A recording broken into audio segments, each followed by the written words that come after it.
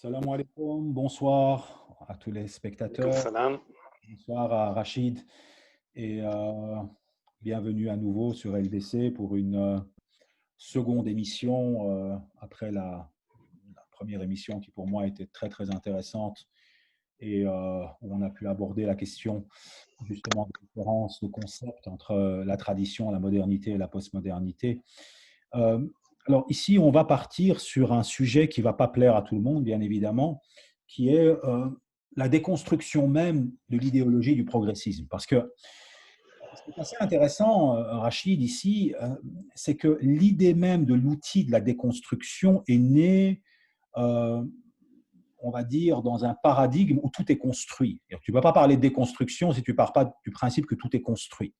Et ce même déconstructionnisme est quelque part un peu consubstantiel à l'idée de progressisme aujourd'hui. En fait, si tu veux, euh, si tu commences à utiliser l'outil de la déconstruction pour s'attaquer même à l'idéologie du progrès, c'est comme si tu retournes l'outil contre lui-même.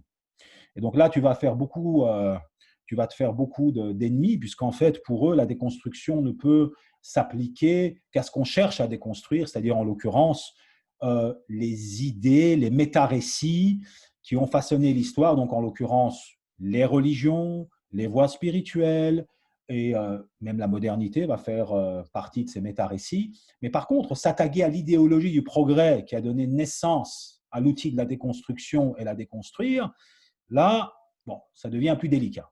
Donc, j'aimerais que dans un premier temps, tu me définisses finalement qu'est-ce que le progrès. Parce que bon, le progrès en tant que tel, c'est très difficile à définir. Alors, bon, moi, j'ai ma définition, je sais un peu de quoi on parle, j'aimerais que tu donnes la tienne et qu'éventuellement on en discute. Qu'est-ce que le progrès? Alors déjà, comme d'habitude, commençons par l'étymologie. Donc, étymologiquement, progradi signifie marcher devant, marcher en avant. Donc c'est un mouvement.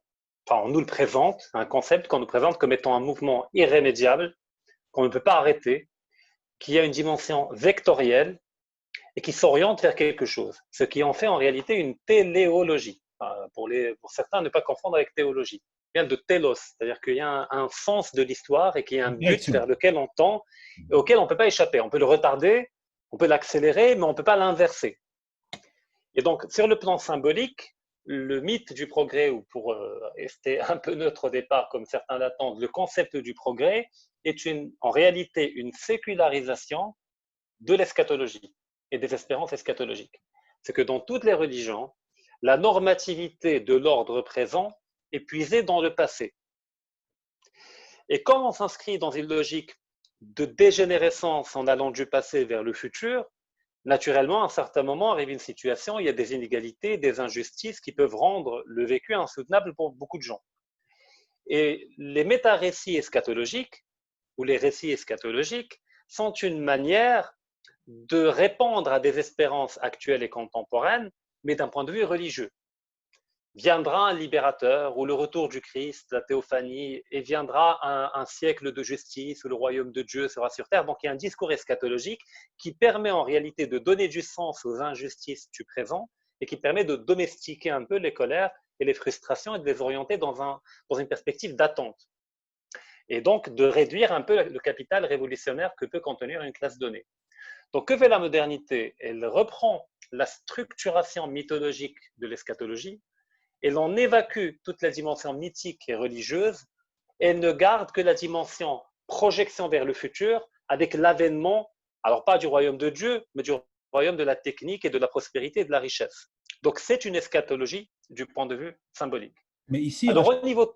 oui. Oui. Ici, Rachid, alors on pourrait même aller plus loin dans ce premier point très important que tu apportes, parce que je suis en parfait accord avec toi. Si on parle d'une sécularisation, c'est un peu comme si je te disais, euh, finalement, les vaisseaux des civilisations restent similaires, c'est les contenus qui changent. Ça veut dire que si on parle ici d'une eschatologie qui s'inscrit dans une histoire et une civilisation particulière, puisque on va dire, on parle ici du monde chrétien, est-ce que l'idée de l'incarnation du vrai dans l'histoire qu'est l'histoire du Christ, puisqu'en fait le Christ c'est l'incarnation du vrai dans l'histoire chronologique, sa sécularisation ne deviendrait pas en fait le progressisme, puisqu'en fait l'idée même de l'intégration du vrai dans l'histoire chronologique, si tu la sécularises et tu l'amputes de sa dimension transcendantale, bah, ça va donner cette espèce d'idée qui n'existe finalement qui n'existait qu'en Occident chrétien au XVIIIe siècle, l'idée selon laquelle le temps et le passage du temps va nécessairement vers le bien. Par exemple, cette même sécularisation au Japon ne va pas du tout donner cette idée-là. Alors, ce que tu viens de dire, donc l'eschatologie, une sécularisation d'eschatologie, est-ce qu'on ne pourrait pas la lier à l'idée de l'incarnation du vrai dans le temps, qu'est justement l'idée du christianisme? Effectivement, le progrès n'est pas qu'une sécularisation d'un discours eschatologique, mais il l'est également, mais il est autre chose également. Alors effectivement, d'un point de vue temporel, alors là on a parlé du point de vue symbolique, du point de vue de la structure mythique de ces concepts-là, mais du point de vue temporel, il y a une gradation pour arriver au mythe du progrès. C'est qu'on part de cultures pré-chrétiennes où le temps était dans un rapport de cyclicité qui correspond à des sociétés agraires, qui, après le néolithique et la domestication des plantes et des animaux, entre dans un mode de production qui dépend étroitement de la logique cyclique des saisons. Et donc, naturellement, le rapport au temps est un rapport de cyclicité et d'éternel retour. Et que le rêve d'un fermier est que les saisons arrivent comme l'année précédente, dans l'ordre et de la même manière. Et donc, on est dans une logique cyclique du temps qui va connaître une bifurcation avec le monothéisme. On va entrer dans une logique de début de linéarité du temps, puisque le monde n'a pas toujours existé, mais il a été créé ex nihilo par Dieu, mais qu'il n'est pas éternel, puisqu'il va être détruit par Dieu. Et donc, on est dans une logique de début de linéarité qui correspond à un monde qui n'est pas une succession de plusieurs cycles, mais qui correspond à un seul cycle avec un début et une fin, qui est le cycle de la création. Et donc, ça prépare naturellement le terrain à une linéarité absolue. Alors, par rapport à l'incarnation du vrai, effectivement, mais la modernité le développe en négatif. Parce que dans la perspective chrétienne et même monothéiste, le vrai préexiste au monde. Puisque le vrai est l'expression de la volonté, de l'intelligence absolue et de l'omniscience de Dieu. Mhm. Et qu'une fois le monde créé, on part d'une dimension supérieure paradisiaque, et puis il y a la chute.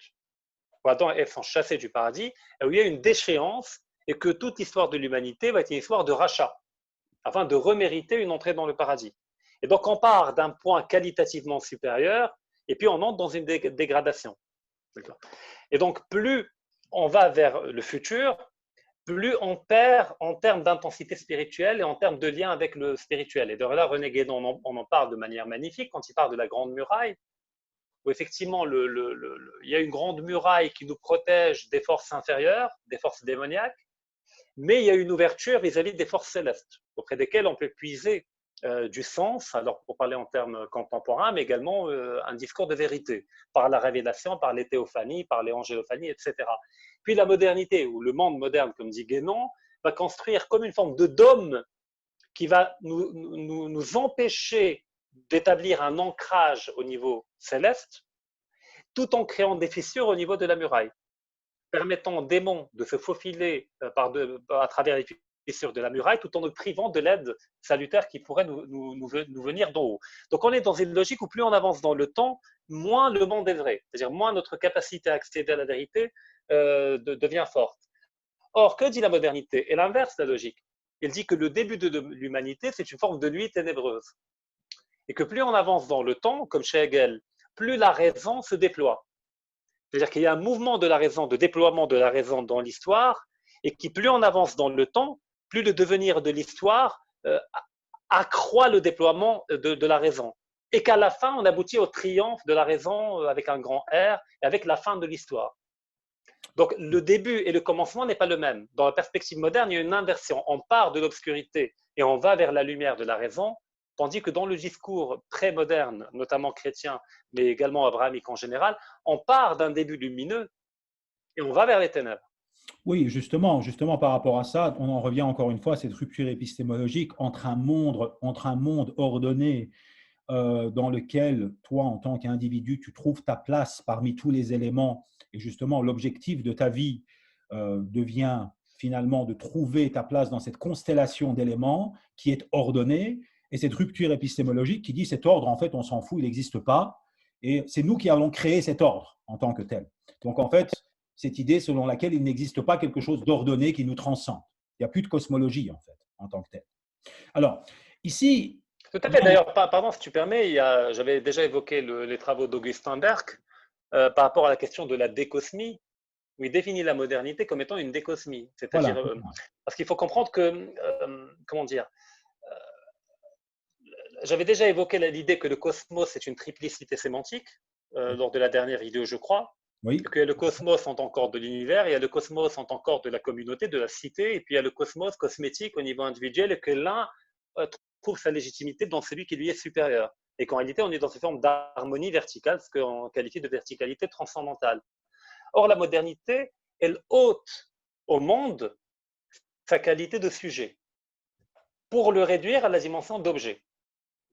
Et donc, le sujet qui était un sujet cosmique devient un sujet individuel que j'appelle infradermique. C'est-à-dire, les limites du sujet, c'est la peau. Et donc, ce retrait de la subjectivité qui quitte le champ du cosmos pour être enfermé dans le carcan de l'individu provoque un retrait du cosmos du sujet. Donc, le sujet devient extérieur au cosmos. D'où le fait, chez Descartes, il appelle l'homme à se rendre comme maître de la nature. Donc, il y a une logique où le sujet va déployer une violence et une domestication par rapport à son environnement qu'il ne voit plus que comme un objet. Quant au chez Descartes, que le chien ne souffre pas et que quand vous le torturez et que vous entendez des cris, c'est juste des mouvements mécaniques et que le chien n'a pas d'âme, parce que l'âme est devenue l'apanage du sujet individuel. Or, dans les cosmogonies traditionnelles, il y a une âme du monde. On le retrouve même chez Platon, où effectivement, entre le monde des idées, entre le monde sensible, il y a l'âme du monde qui est un médian. Un peu, même chez Sohrawardi, on trouve l'idée du monde imaginal. C'est-à-dire ce monde imaginal, mundus imaginalis, où le monde pur des idées se corporéise, se matérialise en passant par le monde imaginal. Donc, toutes ces médiations volent en éclats, toutes ces dimensions de sujets qui s'étendaient à tout le cosmos partent en éclats, et on entre dans un paradigme en manque de cosmicité, ce qu'il appelle une décosmie. Et donc, effectivement, il n'y a plus d'ordre, et l'ordre est une question de volonté, de raison, et l'ordre est en réalité une succession de ruptures. Donc, il n'y a pas de projet, une forme d'apax, c'est-à-dire d'événement unique. La modernité ne vient pas avec un projet, c'est-à-dire une fois achevé, elle va s'arrêter. Mais son projet, c'est de ne jamais s'arrêter. C'est ce que Rosenberg avait appelé la tradition du nouveau. La modernité est une forme de tradition du nouveau qu'elle ne peut pas s'arrêter. Son projet, c'est le nouveau permanent. Et son pire ennemi, c'est le passé le plus récent. Et donc, il fuit le passé. Oui, c'est-à-dire qu'en fait, il y a ici cette idée de table rase. Il y a cette idée de table rase qui est essentielle pour comprendre justement la modernité. Et pour moi, un des éléments essentiels aussi pour comprendre cette modernité, c'est justement le passage entre une vision métaphysique du monde à une vision naturaliste du monde, c'est-à-dire par le biais d'une centralité de l'individu qui devient l'acteur principal de ce qu'il observe, et ses sens qui deviennent l'outil qui lui permettent d'accéder à ce qui est autour de lui. Maintenant, l'idée du progrès, pour en revenir à cela, Rachid, on peut donc complètement l'imbriquer dans la modernité. C'est-à-dire qu'il n'y a pas de progrès sans modernité, mais qui dit modernité ici dit modernité liée au progrès, à un progrès qui est essentiellement matérialiste dans le sens, on va dire dans le sens philosophique du terme. Ça veut dire l'idée du progrès, c'est essentiellement l'amélioration des conditions de vie matérielles de l'individu, matérielles dans le sens des conditions de vie, n'est-ce pas? Alors en partie. De mon point de vue, enfin, le progrès, c'est la forme mythifiée du mouvement de la modernité. Donc il y a ce mouvement en cascade de rupture permanente, mais ce mouvement doit se trouver une légitimité, une forme de normativité. Cette légitimité, il la trouve dans la forme, dans la courbe des ruptures que prend la modernité. Donc ce n'est pas une rupture aléatoire, ce n'est pas un mouvement, une courbe de rupture aléatoire, mais c'est une courbe ascendante qui effectivement trouve sa raison d'être dans le terminus final, qui est la prospérité généralisée, le bien-être, la liberté, etc. Et donc le progrès est une manière de maquiller la dérive sémantique de la modernité. Parce que la modernité ne peut pas produire de sens car elle n'a pas de lieu où ancrer les valeurs et le sens, puisqu'elle refuse d'adhérer à tout référentiel supérieur, et donc elle cherche sa normativité en elle-même, et fonder les valeurs sur les valeurs, c'est une tautologie. On ne peut pas produire du sens en fondant une valeur sur elle-même. Donc, il faut un lieu d'ancrage qui soit supérieur qualitativement à la valeur pour que la valeur puise une substance qu'elle pourrait acquérir de quelque chose qui lui est supérieur. Or, le supérieur étant évacué, la modernité ne peut pas se présenter de manière non masquée en disant, écoutez, je suis un projet d'anomie permanente. Donc, il doit dire que ce que vous percevez comme étant des ruptures qui peuvent être brutales, en réalité, elles sont nécessaires car elles ont pour projet de nous mener tous collectivement vers un bien-être final généralisé où enfin on sera délivré de l'obscurantisme du discours religieux, où enfin on sera délivré de la tyrannie des nobles, etc. etc. Donc c'est une forme de monologue élogieux que la modernité porte sur elle-même. Donc le progrès est une promesse de la modernité, mais qui ne correspond pas à la réalité intrinsèque de la modernité. Et donc il prend une forme mythifiée. Effectivement, on va trouver tout un art, on va trouver toute une peinture qui représente le progrès, on va retrouver toute une littérature. Donc on va retrouver tout un monologue élogieux que la modernité porte sur elle-même par rapport au mythe du progrès. Après, ce n'est pas une idée uniquement moderne. Alors, comme je le dis souvent, chaque paradigme est en germe dans le paradigme qui l'a précédé. Alors, dans le paradigme chrétien, bien que l'idée de progrès au sens moderne du terme n'existe pas, mais on peut trouver des prémices chez certains auteurs. Alors, il y a par exemple Joachim de Flore, qui était un moine et un théologien italien du deuxième moitié du XIIe siècle, je crois, si je ne me trompe pas, qui avait parlé de l'idée que le gouvernement du monde se fait en 3 règnes. Alors, le premier règne, c'est le règne du Père. C'est là où domine la loi. C'est l'Ancien Testament. C'est-à-dire que l'humanité est encore à la limite de la sauvagerie et de la barbarie. Et donc, pour la domestiquer et lui permettre de s'élever spirituellement, il faut une dureté, il faut la loi mosaïque. Le deuxième règne est le règne du Fils. C'est le règne du Christ, de l'Évangile, qui n'est pas fondé sur la loi, mais qui est fondé sur la foi. Donc, l'humanité est devenue assez mature pour pouvoir être mue dans ses actions par la foi et pas uniquement par le fouet et par la loi. Et puis enfin viendra le règne du Saint-Esprit, où effectivement, on aura le règne de la prospérité, de la liberté. Donc on a un mouvement ascendant, qui quelque part propose une armature à ce qui pourrait devenir le mythe du progrès. Effectivement, on part d'une idée de barbarie première, on va vers un monde en élévation, etc. Mais là où tu as raison, c'est qu'il y a la dimension matérialiste qui est propre au mythe du progrès, mais qui ne réduit pas le mythe du progrès. Car au départ, le mythe du progrès englobait tous les aspects de la vie. Donc, c'était le progrès économique, c'était le progrès social, c'était le progrès technique, c'était le progrès politique par la liberté, par la démocratie.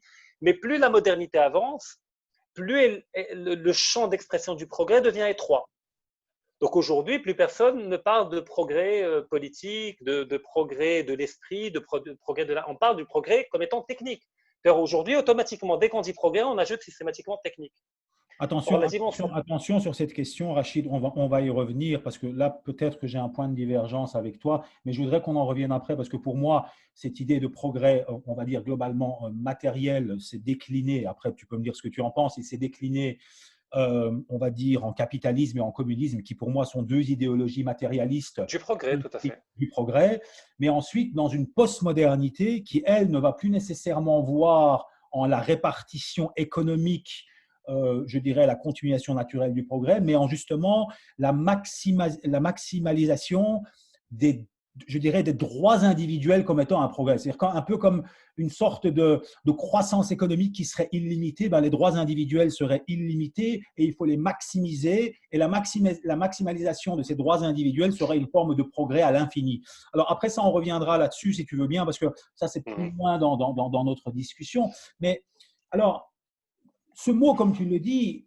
il a évolué. C'est-à-dire que, justement, on est passé d'une première idée que tu as très, très bien expliquée, j'ai beaucoup aimé ton explication du mot premier, à une signification actuelle qui est quand même qui est assez intéressante pour moi, Rachid. C'est-à-dire que je suis quelqu'un qui m'intéresse beaucoup à la psychologie sociale et j'ai beaucoup de débats avec des intellectuels. Et, tu sais, je parle à des politiques, tu sais, qui viennent et je ne sais pas, tu te rappelles, à l'époque, Obama, c'était un des slogans d'Obama à l'époque, c'était Change Now, tu vois. Et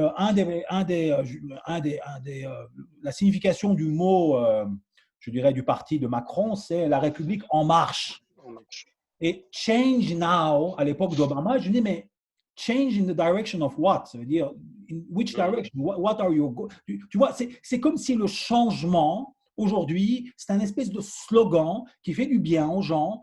Et le fait qu'on soit en marche, c'est une république qui est en marche. Personne ne sait vers quoi, vers où, et personne n'en parle d'ailleurs.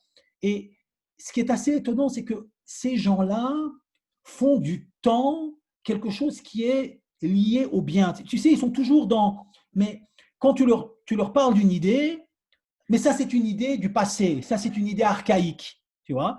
Mhm. Comme si, soit ils ne comprennent pas l'idée, je ne comprends pas qu'aujourd'hui, en 2020, on puisse parler encore de cela, tu vois. Soit ils ne comprennent pas, ou soit ils sont offusqués, soit ils sont choqués, soit ils sont scandalisés, mais ils ne sont jamais dans le débat des concepts en tant que tel. C'est-à-dire que c'est comme si le temps lui-même, le fait que le temps avance entre le temps t plus un, on va dire, transforme complètement le débat sur le bien, la décence, le bon, le beau. Tout ça n'existe pas.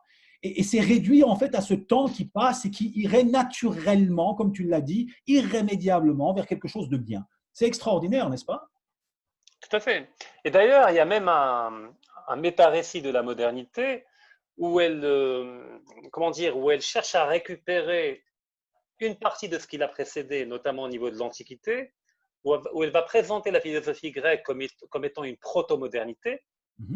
puisqu'on a les atomistes, Démocrite, Épicure, puis on a Aristote, etc. Donc il y a une forme de proto-modernité qui devait aller vers la modernité.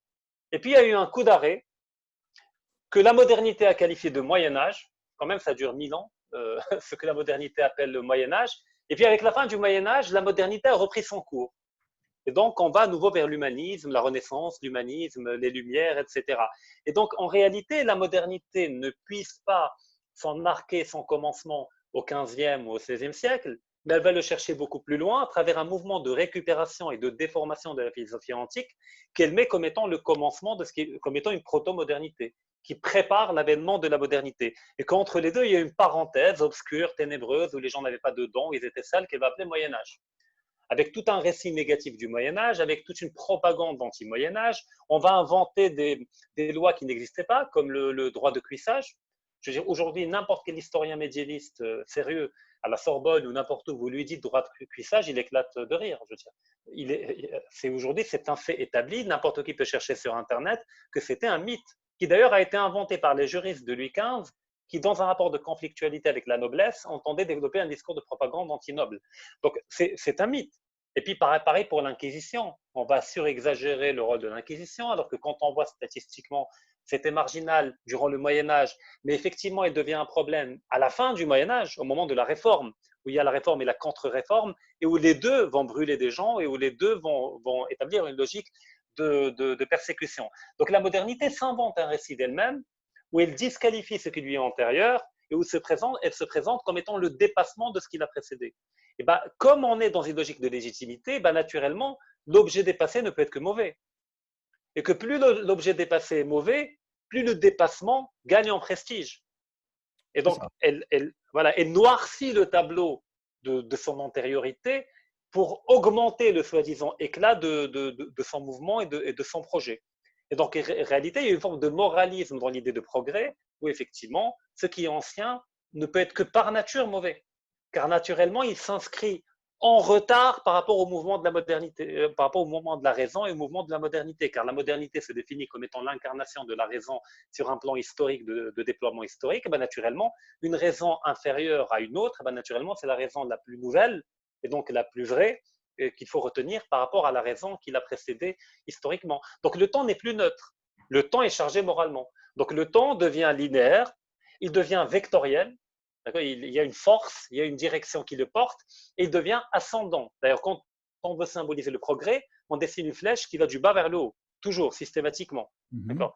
Et avec une logique, un projet de fin de l'histoire. Donc, il y a une logique téléologique où, effectivement, au final, la raison va finir par se révéler pleinement. Et comme le dit Hegel, le résultat n'est rien sans son devenir, et que tout le devenir, c'est l'histoire. Que je donne un exemple que Hegel donne. Euh, il donne par exemple l'exemple du verre à soie. Bah, le verre à soie, c'est un élément premier dans une dynamique. D'accord. Il va fonder un cocon, il va entrer dans le cocon et c'est le papillon qui va sortir. Donc le papillon est le résultat. Donc le papillon est plus vrai que le verre à soie. Parce que le verre à soie était le devenir qui a rendu possible le résultat. Et C'est donc ça. la modernité ne peut être que plus vrai que ce qui l'a précédé.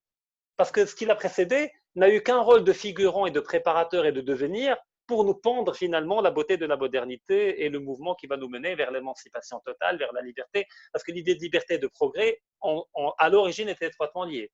Le progrès est un mouvement qui tend vers plus de liberté, en partant de l'idée que le développement de l'économie offre plus de liberté, que le développement des libertés politiques offre plus de liberté au sujet individuel, et qu'il est étroitement lié à la liberté. Mais comme j'ai dit tout à l'heure, au fur et à mesure qu'on avance, l'idée de liberté est de plus en plus cachée dans les placards, on ne garde plus que le mouvement de la technique et le mouvement du PIB, de la croissance économique, etc.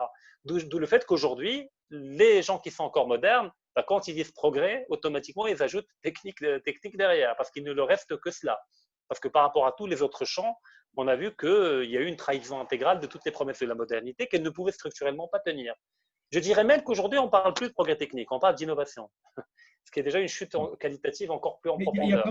Après les postmodernes évacuent définitivement l'idée de progrès. Il y a quand même quelque chose d'assez extraordinaire, c'est cette idée, tu sais, subrepticement, à chaque fois qu'on parle de la modernité, qu'on émet en fait une critique de la modernité, déjà, il y a une espèce de complexe à admettre qu'on puisse tout simplement critiquer le temps présent et directement on nous accuse d'être des déclinistes, des catastrophistes, Oui. des gens qui, ben non mais tout part pas en couille, entre guillemets, excuse-moi, passe-moi l'expression un peu vulgaire, c'est-à-dire que c'est un peu comme si à partir du moment où tu viens avec une critique conceptuelle de la direction que prend la société en tant que telle, tu es immédiatement taxé de toute une série de noms d'oiseaux qui cherchent en fait à disqualifier ton discours, non plus à partir du contenu, mais à partir même de l'idée même qu'il serait interdit de regarder derrière nous, en fait.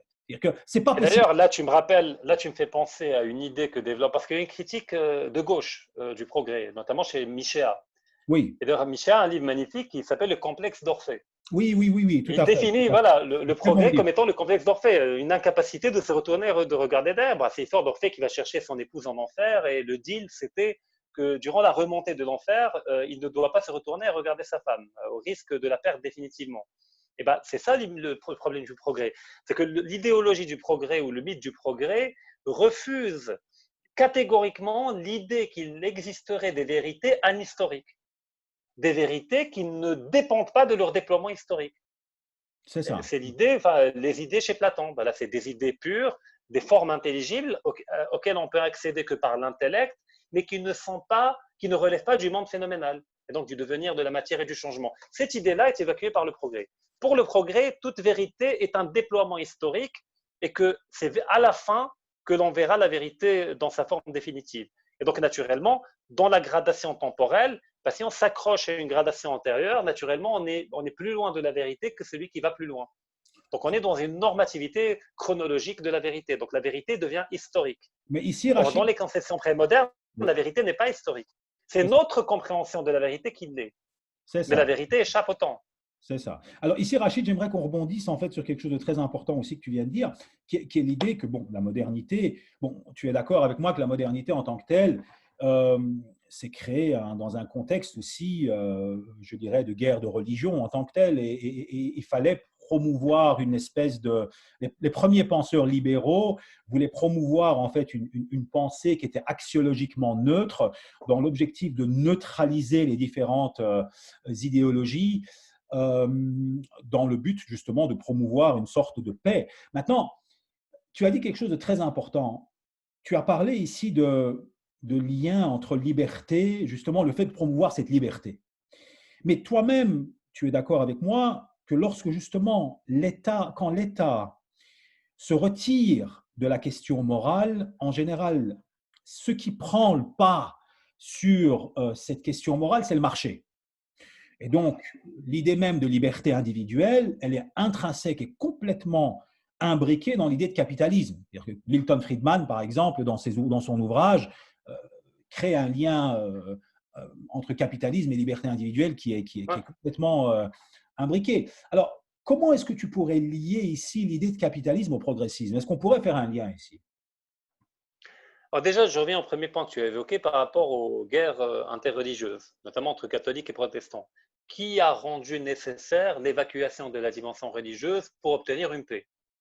Alors, si on entre dans la profondeur des choses, on voit très bien que le protestantisme est un mouvement théologique dont l'objectif premier est d'évacuer toute médiation entre le croyant et Dieu. Mhm.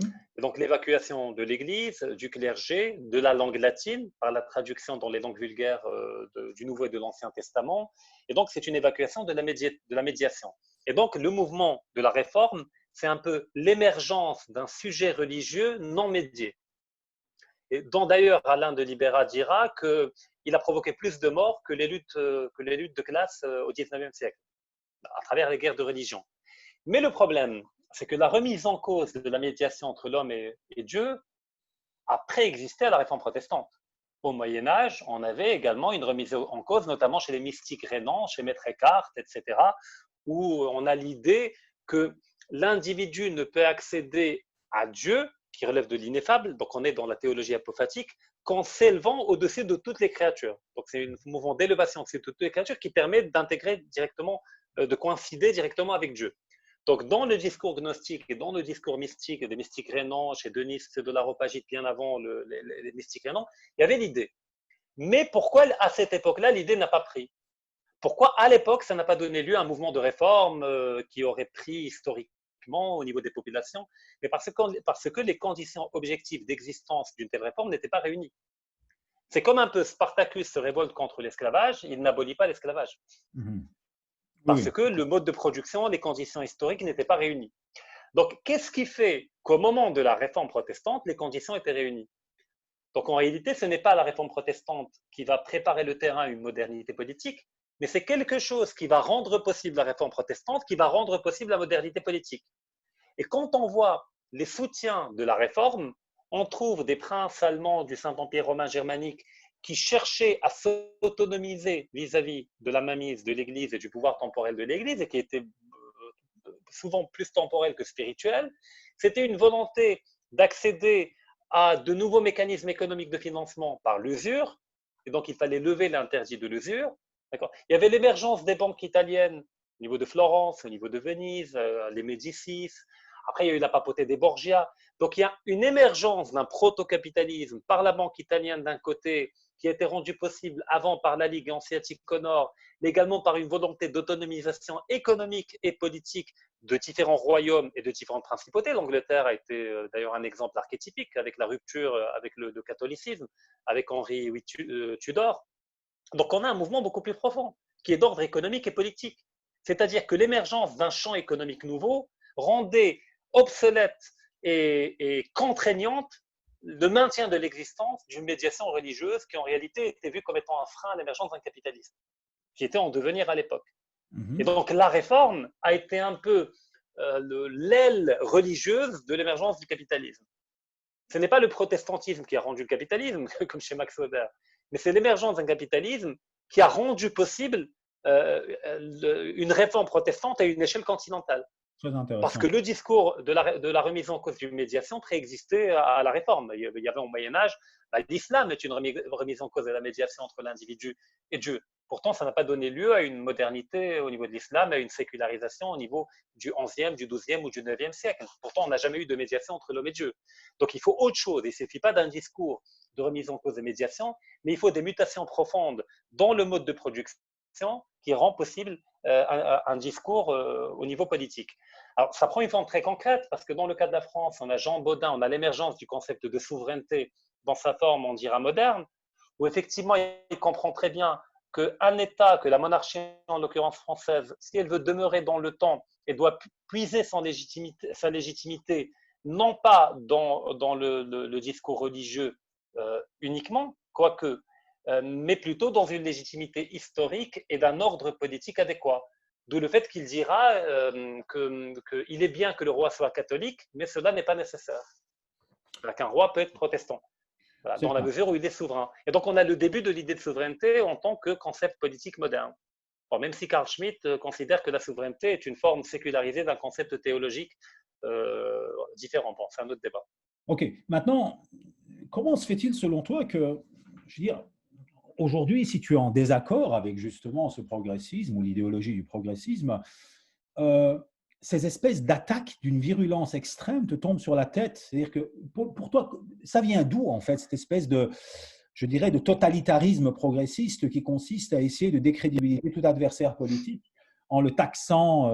Je pense que toi et moi, on a dû subir des Ah accusations oui. d'être des réactionnistes, des réactionnaires, excuse-moi, Mhm. conspirationnistes, d'extrême droite, politiquement corrects, sans même rentrer dans le débat. Il suffit de balancer un mot comme ça pour essayer de te décrédibiliser. D'où vient, je dirais, cette espèce de phénomène, puisque honnêtement, j'ai discuté avec des modernes, des penseurs modernes, des philosophes qui sont pleinement ancrés dans la modernité. Euh, j'ai pas ce problème-là. Mais par contre, avec ce nouveau phénomène, je dirais, de gens qui se proclament progressistes, très difficile d'avoir un débat sans se faire accuser justement de ces mots. Bon, je sais que ça vient de la postmodernité aussi, mais selon toi, quelle est la raison de cela? Ah, pas uniquement, parce que effectivement, quand tu as un rapport avec de vrais modernes, structuré conceptuellement, tu as un débat de concept. C'est Effectivement, à un ça. certain moment, il peut y avoir des divergences de fond, des divergences structurelles, mais le rapport au concept du moderne structuré n'est pas un rapport religieux. Or, les faux modernes ou les pseudo-modernes adoptent la modernité comme une religion de substitution. Et donc, le progrès devient une forme de credo, de dogme d'une religion plus vaste qu'on appelle la modernité. Et C'est donc, ça. quand vous attaquez quelqu'un au niveau de son dogme, au niveau de son credo, c'est comme attaquer un musulman au niveau de sa aqidah. D'accord? Au niveau de la aqidah, c'est quand même problématique. Tu t'attaques au fondement, à la kérigme, c'est-à-dire la proclamation de la foi dans ses fondements. Et donc, parce que la modernité sans le progrès n'est plus modernité. Parce que, comme j'ai dit tout à l'heure, le progrès correspond à une forme d'espérance eschatologique sécularisée. Et donc, concrètement, aujourd'hui, quand on parle des gens dont on parle, c'est des gens dont beaucoup vivent une misère existentielle intérieure profonde. Voilà, c'est leur vie, c'est globalement entre le bureau, McDo et, voilà, et la PlayStation. Donc, globalement, la seule chose qui leur donne encore un espoir d'accéder à quelque chose, à un sens, c'est le mythe du progrès. C'est C'est de ça. dire oui, ma vie est une vie de merde actuellement, mais globalement, je fais partie d'un grand mouvement dont la finalité est de libérer l'humanité, de l'émanciper des croyances religieuses, et je peux affirmer mon existence, certes de manière négative en tapant sur le croyant d'à côté, mais quand même, ça me permet de contribuer à ce grand mouvement du progrès. Et donc, je vais passer mon temps à aller troller les forums, etc., pour attaquer la religion, pour contribuer à ce grand mouvement du progrès. En Mais réalité, on ne contribue à c'est rien. d'ailleurs les C'est une manière premiers. d'échapper à sa misère profonde. Mais c'est d'ailleurs les premiers qui, aujourd'hui, même sur le plan politique, appellent à la censure, appellent, je dirais, au fait de faire taire des gens, au fait de ne pas inviter des gens dans des débats. Et on va dire, au Là, c'est nom, plutôt postmoderne, tu as raison. voilà, c'est plutôt postmoderne. C'est-à-dire qu'en fait, Tout à on en fait. arrive à une vision du politiquement correct qui devient tellement étouffante que même un débat comme toi et moi, on peut avoir ici, va être considéré comme un débat inaudible pour beaucoup, en fait. Alors que, personnellement, bon, on est en train de débattre de certains concepts, on est en train de les décrire. Donc, selon toi, est-ce que c'est pas dangereux, justement, pour l'Europe? Bon, je sais que tu n'es pas que tu n'es pas un penseur européen en tant que tel, mais bon, tu es un penseur, tu es un intellectuel. Donc, pour une civilisation, se retrouver dans une telle atmosphère, est-ce que tu ne trouves pas ça dangereux pour cette même civilisation? En réalité, c'est le propre des civilisations en déclin que de se crisper par rapport à une identité fantasmée. On peut le voir même dans la trajectoire de la civilisation islamique ou musulmane, où globalement, quand on est dans une apogée civilisationnelle, on peut se permettre le luxe de la tolérance. À l'époque des Abbassides, il y avait effectivement des débats entre des chrétiens et des musulmans. Mais plus le déclin politico-économique se prononce historiquement, plus il y a un phénomène de crispation autour d'une identité fantasmée, qui n'est jamais une identité historique, mais beaucoup plus mythique et fantasmée. Dans le cas de la modernité, c'est pareil. C'est-à-dire la modernité, dans sa phase ascendante, pouvait se permettre. Alors au départ, il y a un commencement qui est toujours violent, de mise en place d'une dynamique. Mais par la suite, au niveau de l'acmé, au niveau de la phase maximale d'une dynamique, d'un paradigme ou d'une dynamique historique, il y a une forme d'hégémonie de la raison qui rend possible une tolérance à la marge. D'où le fait que c'est au cœur de la modernité qu'on verra naître le spiritisme. D'accord, à l'époque du 19e siècle, les tables tournantes, etc. Guénon Et nous, on en a parle existé beaucoup, au hein? cœur. Oui. Ah oui, bah, il critique. Oui, Pour lui, voilà. voilà, c'est une forme d'arnaque. Une arnaque en plus dangereuse, car elle ouvre des fenêtres sur des univers qu'elle ne connaît pas. C'est Et on ça. ne sait jamais ce qui va rentrer par là.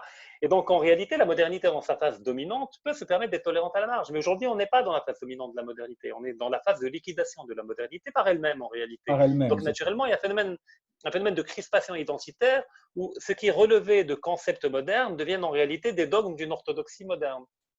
Et comme j'ai dit tout à l'heure, la modernité a commencé par l'idée de progrès comme étant un progrès polymorphe à tous les niveaux, mais plus elle avançait, plus le champ d'expression du progrès devient de plus en plus étroit, jusqu'à ne plus concerner que le développement technique, même plus le développement économique. On ne voit plus aujourd'hui quelqu'un parler de développement économique. On parle d'inégalité, on parle, etc. Alors, enfin, les Gilets jaunes, on a vu tout ça. Par contre, que fait la postmodernité? Elle garde encore un simulacre de l'idée du progrès, mais l'investit presque exclusivement dans le champ du sociétal, ce que tu évoquais tout à l'heure, de la fragmentation, de l'individualité, de l'expression de la marge, de la déconstruction des normes, parce que même l'idée technique est secondaire du point de vue postmoderne. On peut même voir les postmodernes aller contre le progrès technique des modernes au nom, par exemple, de l'écologie. Donc, au nom de l'écologie, il faut ralentir la croissance économique, il faut ralentir le progrès technique. Le progrès technique détruit notre planète Gaïa. Voilà, on va adopter un discours pseudo-religieux, pseudo-païen par rapport à l'écologie. Et donc, on passe en réalité d'un champ d'expression large du progrès technique qui va en devenant de plus en plus étroit jusqu'à ne plus concerner qu'une dynamique de déconstruction de la norme au profit de la marge. C'est ce que veut dire le progrès chez les postmodernes aujourd'hui. C'est même plus un mouvement vertical, ça devient un mouvement horizontal. Donc, chez les postmodernes, il n'y a plus cette logique d'aller vers le mieux. Donc, le sens de la flèche change. Ce n'est plus une flèche qui va du bas vers le haut, mais c'est une flèche qui va vers la gauche et vers la droite.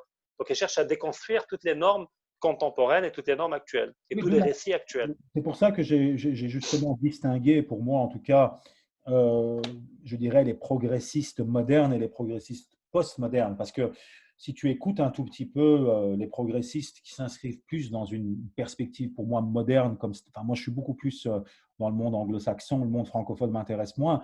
Mais Steven Pinker, par exemple, qui est un penseur, un intellectuel, un scientifique aux États-Unis, lorsque tu l'entends parler de progrès, il vient d'ailleurs d'écrire un livre sur le progressisme.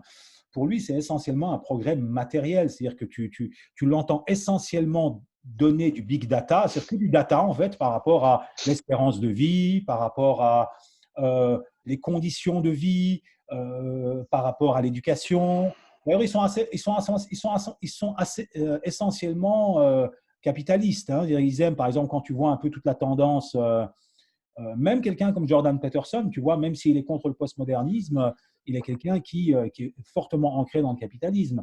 Donc, on a Ah oui. cette fracture, en fait, si tu veux, entre comment dirais-je, les progressistes qui s'inscrivent dans une perspective moderne et postmoderne. Parce que quand je parle un tout petit peu aux intellectuels postmodernes par rapport à l'idée du progrès, c'est essentiellement une certaine vision des droits individuels qui est centralisée. Tu vois, quand tu parles à un moderne, c'est pas nécessairement, c'est-à-dire que pour lui, c'est plus secondaire les droits individuels. Non pas que c'est pas important, tu vois, c'est important, mais c'est essentiellement les progrès techniques, tu vois. Donc on a ici quand même une petite divergence entre les deux. Et ce qui m'intéresse, moi, c'est un peu voir ce qui se passe aux États-Unis aujourd'hui avec cette politique identitaire avec laquelle ils ont tellement joué, qui est en train de se retourner complètement contre le gouvernement lui-même. C'est-à-dire qu'aujourd'hui, on est en train d'accuser le président lui-même d'être un conspirationniste, tu vois.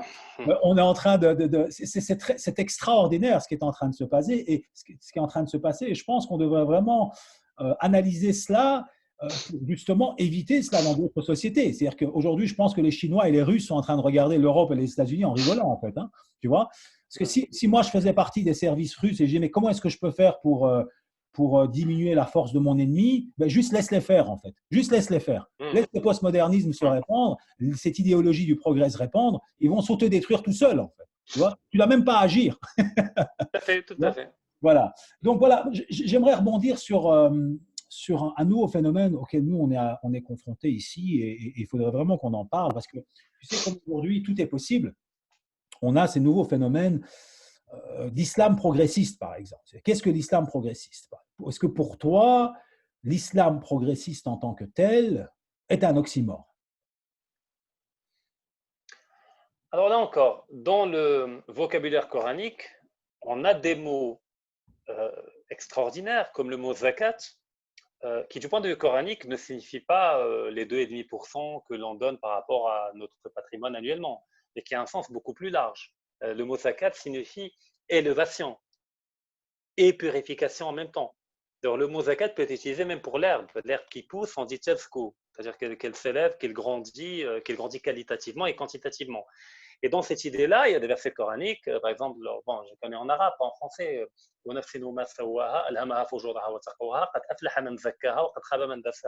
c'est-à-dire que Dieu qui a créé l'âme a rendu deux rapports possibles à l'âme. Ou bien cette âme, on va l'ensevelir, ou bien cette âme, on va l'élever spirituellement. Or, l'élévation spirituelle, du point de vue coranique, n'est pas le progrès, car elle n'est pas réductible à la dimension quantitative. Elle n'évacue pas la dimension quantitative. Le quantitatif peut être un mode d'expression de cette élévation spirituelle, par l'aumône, par le fait de partager, par le fait d'être dans la solidarité. C'est une forme quantifiable d'expression de quelque chose qui ne relève pas du quantifiable, mais qui procède d'une logique de purification interne par rapport aux pulsions du corps, par rapport aux idées qui peuvent émaner au niveau de Nasl Amar Abesso, etc.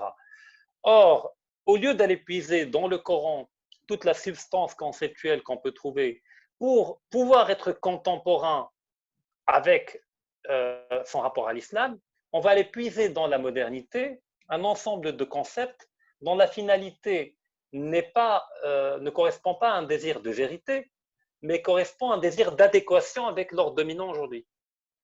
Donc il y a l'hégémonie de la modernité. Alors, c'est comme un peu les Gallo-Romains. Tu sais, il y avait l'Empire romain, puis il y avait les Gaulois. Les Gaulois avaient leur mode de vie, leur manière de s'habiller, leur manière de manger, leur manière d'avoir un ordre politique.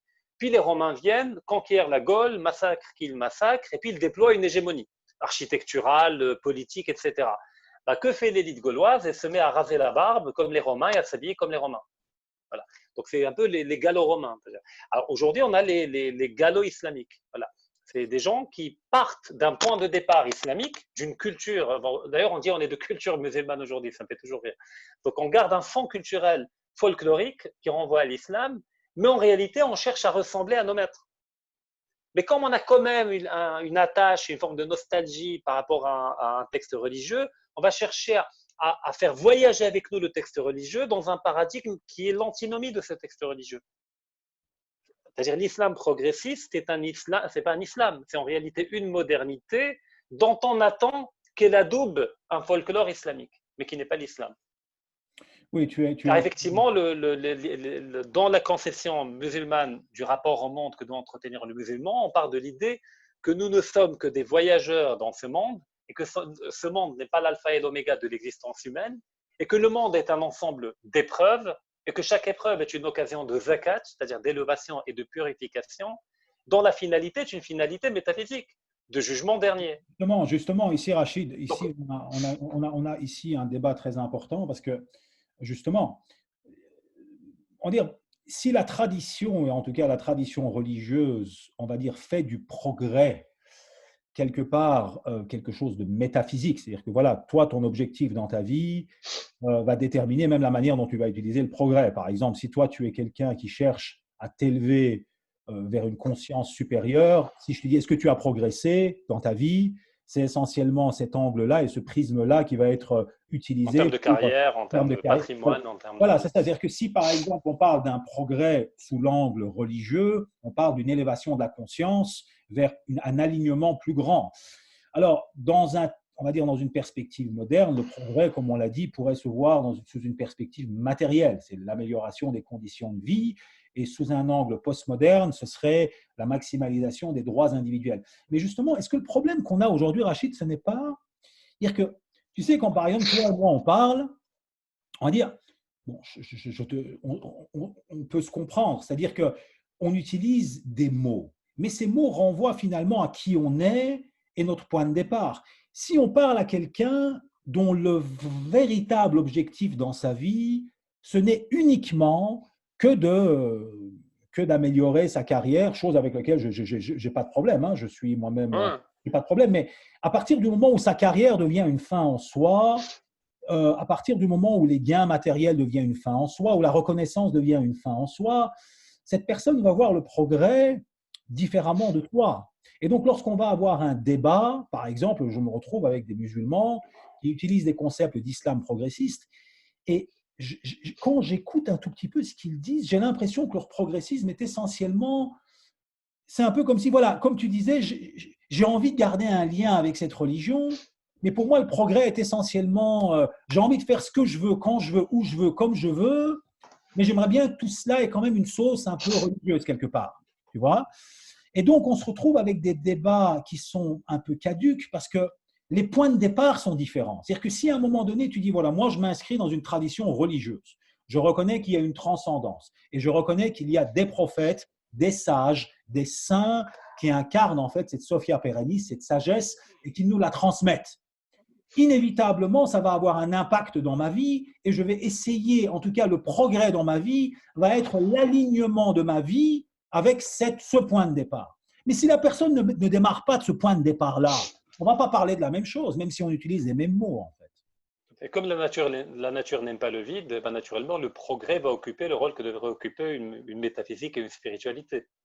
Oui, mais c'est ça, Ça va c'est-à-dire devenir la religion de celui qui n'en a pas. mais c'est ça, et quand j'essaye un peu de comprendre, si tu veux, parce que c'est très important, j'adore en fait, si tu veux, la psychologie, j'essaie de comprendre qui j'ai en face de moi et de quoi on parle. Et j'ai vraiment l'impression qu'on est face à des gens qui aimeraient que, des gens qui ont envie, qui vraiment veulent faire ce qu'ils veulent, comme ils veulent et où ils le veulent, et ils voudraient en fait avoir une validation pour cela. Et comme tu dis, il y a un espèce de sentiment d'attachement à une religion, et ils essayent finalement de combiner des concepts qui, sur le plan intrinsèque, sont en contradiction. Alors, non pas que, par exemple, on ne peut pas parler, nous, on est musulmans, on vit dans un contexte moderne, donc on doit de toute façon vivre, mais j'ai plus l'impression qu'il y a des contradictions, des oxymores conceptuels qu'on essaye un tout petit peu de camoufler par un espèce de mouvement qui serait une fin en soi, tu vois, comme une sorte de, Mhm. dit le progressisme qui fait du mouvement circulaire une fin en soi, plutôt qu'un véritable travail intellectuel de défrichage des concepts et de trouver en fait finalement comment dirais-je, une, qu'un intellectuel musulman, à partir d'une vision exogène de sa religion, vienne véritablement proposer un système en tant que tel. On n'est pas là-dedans, en fait. Tu vois.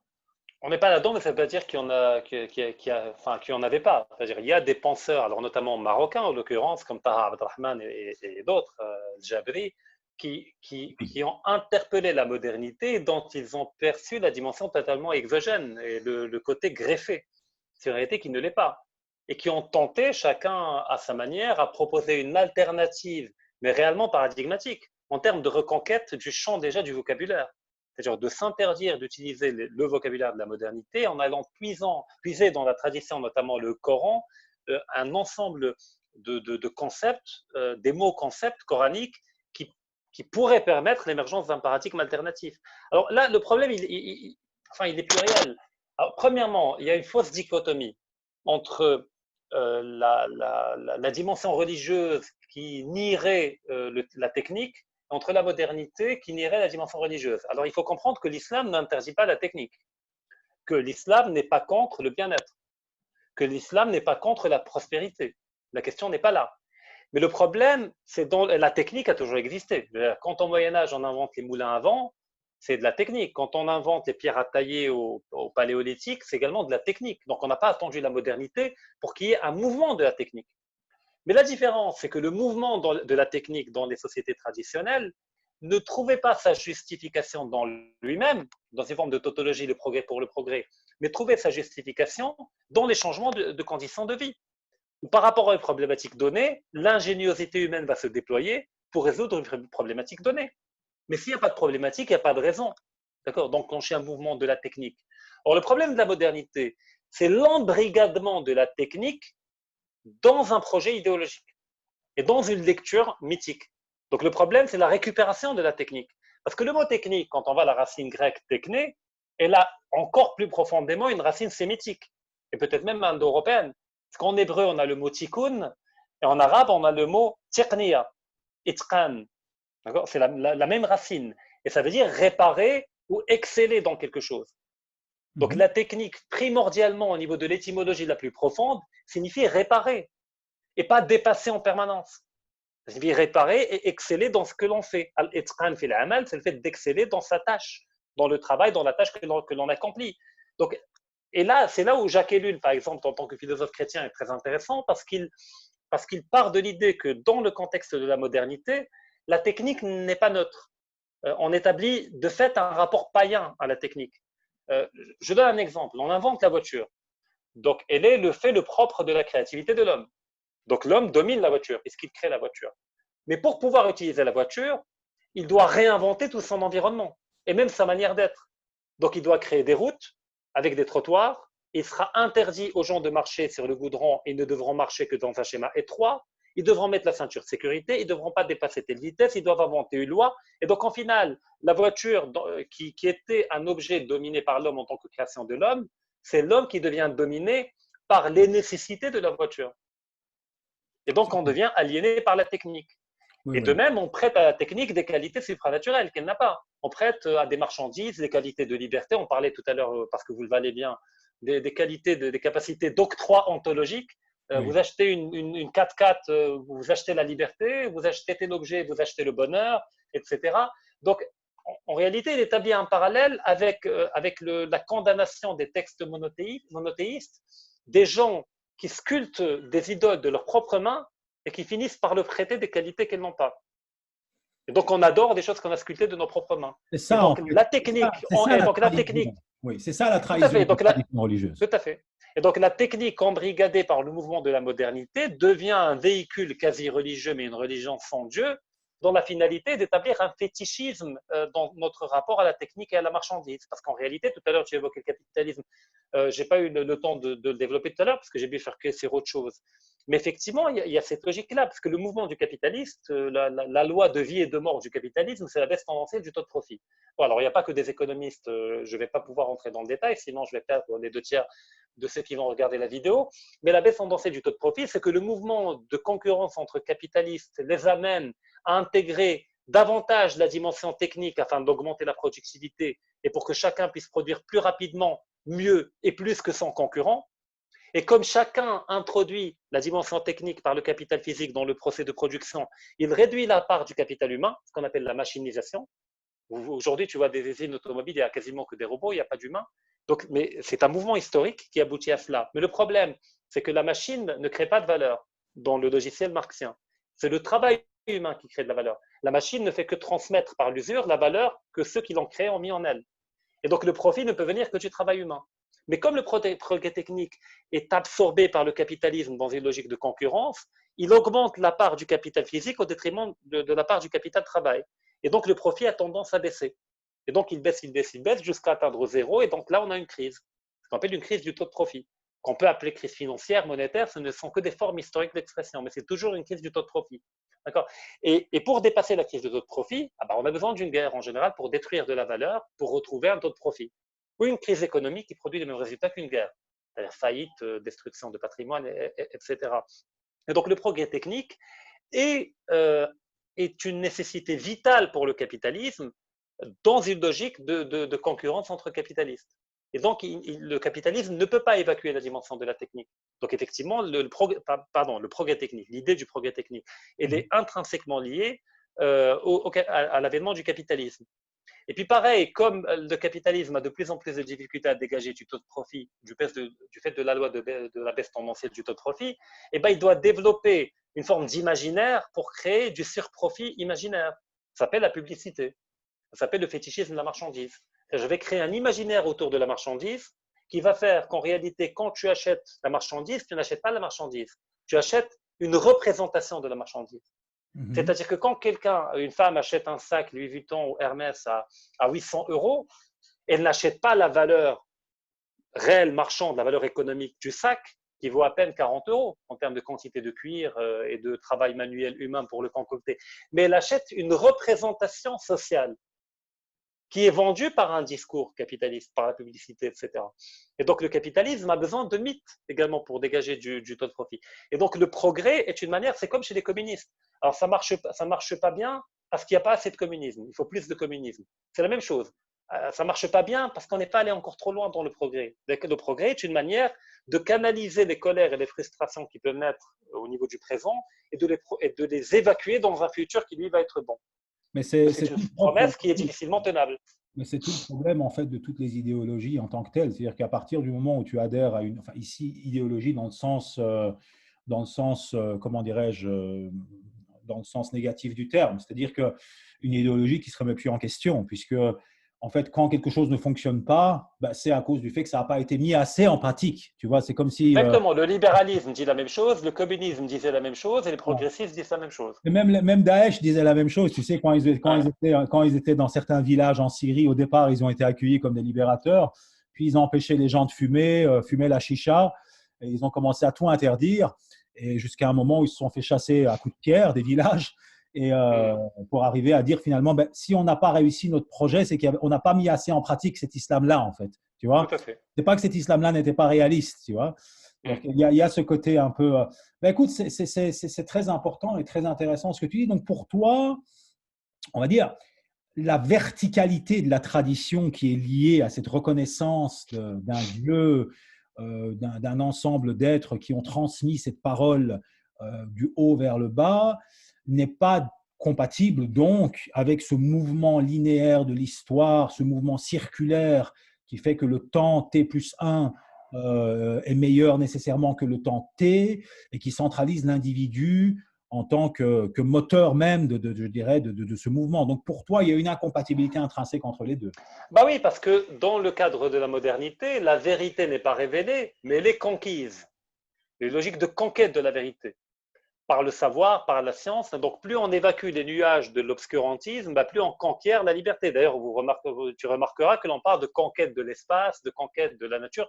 C'est toujours une logique d'affrontement, de rupture, de brutalité que l'on accède à un saut qualitatif. Or, dans le contexte monothéiste, et je dirais même présocratique, et je vais y revenir, il y a une logique où la vérité est antérieure à notre perte de cette connaissance-là, et que tout le mouvement historique est un mouvement de remémoration, ce qu'on appelle dhikr en arabe. Dhikr, ça veut dire quoi? Ça veut dire la remembrance, le fait de, je ne sais pas si on peut dire le mot remembrance, mais c'est le fait de se souvenir de quelque chose que l'on a su et dont on a perdu le souvenir. C'est ça. Et donc la vérité elle est préexistante. On était adéquat à la vérité en tant que corps pré-adamique, mais dans la chute du paradis, c'est-à-dire qu'il y a une chute qualitative, il ne faut pas la voir également sur un plan anthropomorphique. Et c'est une chute qualitative qui fait que l'on a perdu ce lien d'adéquation avec la vérité avec un grand V, et que tout le rôle de tous les prophètes, ce n'est pas d'apporter quelque chose de nouveau, mais c'est de le rappeler quelque chose qu'ils ont oublié. C'est ça. C'est toujours décalé. Oui, Chaque c'est ça. prophète ne vient que réitérer ce que, globalement, sous une forme peut-être nouvelle ou adéquate au contexte, mais le fond est toujours le même. Donc c'est un rappel, D'ailleurs, plus qu'une conquête. oui, mais là, un des Voilà, donc dans la surnoms, religion, on est dans une logique de rappel d'une un vérité rappel, oui, c'est ça, tu es à toujours dans le rappel. l'historique. Dans la modernité, on est dans une logique de conquête et de construction Oui, de la vérité. c'est-à-dire que dans Donc cette. c'est une différence fondamentale entre les deux. Pourquoi j'ai dit les présocratiques? Parce que chez Parménide, on retrouve cette même idée. Cette même idée, c'est que le mot vérité, chez Parménide, en grec, dans le grec ancien, c'est dit aletheia. Et aletheia est construit du a de la négation, comme atomos, etc. Et letheia vient de l'été. Et l'été, ça veut dire l'oubli. C'est-à-dire c'est le non-oubli. La vérité, c'est le fait de ne pas oublier, de se remémorer, de déchirer le voile de l'oubli, c'est le déclin. C'est-à-dire que dans cette sagesse antique grecque pré-socratique, parce que Socrate, c'est un peu celui qui, comme Nietzsche l'a dit, c'est quelqu'un qui a fait la peau à la philosophie. C'est celui qui a évacué toute cette dimension de la sagesse provenant de la sophia réelle au détriment d'une catégorisation schizomorphe de la philosophie après Platon, mais on retrouve des similitudes Non, entre bien ce sûr, côté oui. du décalage dans la philosophie présocratique, notamment chez Parménide, et entre la dimension de la tradition monothéiste, où les prophètes ne font que rappeler et n'apportent rien de nouveau. D'ailleurs, on pourrait même dire ici, tu sais, dans l'exemple sartrien, enfin, je veux dire, dans les paroles de Sartre, en tout cas, l'homme est à construire, l'homme est à construire, on Tout à invente fait. l'homme par l'homme. Donc, cette idée selon laquelle, en fait, tout est une forme de construction qui va de l'avant. Et d'ailleurs, même le langage a été Mais un. Foucault le dit d'ailleurs. Foucault dit que l'homme est une invention contemporaine, récente. Il a C'est 4 ça, c'est siècles, ça. l'idée d'homme. Et Elle va mourir et tant mieux, il dit, Foucault. il va Il dit mourir l'idée étant. de l'homme va mourir et tant mieux. Mais tu sais, c'est marrant parce que même tout ce que tu viens de dire, cette idée du fait que les religions et les voies spirituelles sont une forme de rappel de quelque chose qui existe déjà en toi. D'ailleurs, c'est la raison pour laquelle tu adhères. Lorsqu'à un moment donné, tu entends une parole de vérité, ben à un moment donné, elle résonne en toi parce qu'elle est en toi en réalité. Et donc, c'est marrant parce que cette idée d'avoir un centre qui est consubstantiel finalement à l'homme spirituel qui adhère à la vérité métaphysique, est complètement nié dans la société moderne. Et d'ailleurs, il y a tout un nouveau lexique qui s'est développé autour de ça.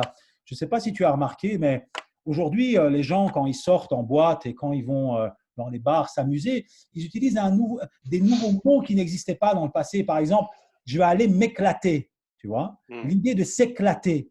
Tu vois, cette idée que tu pars en morceaux, de te morceler, en fait. Tu vois.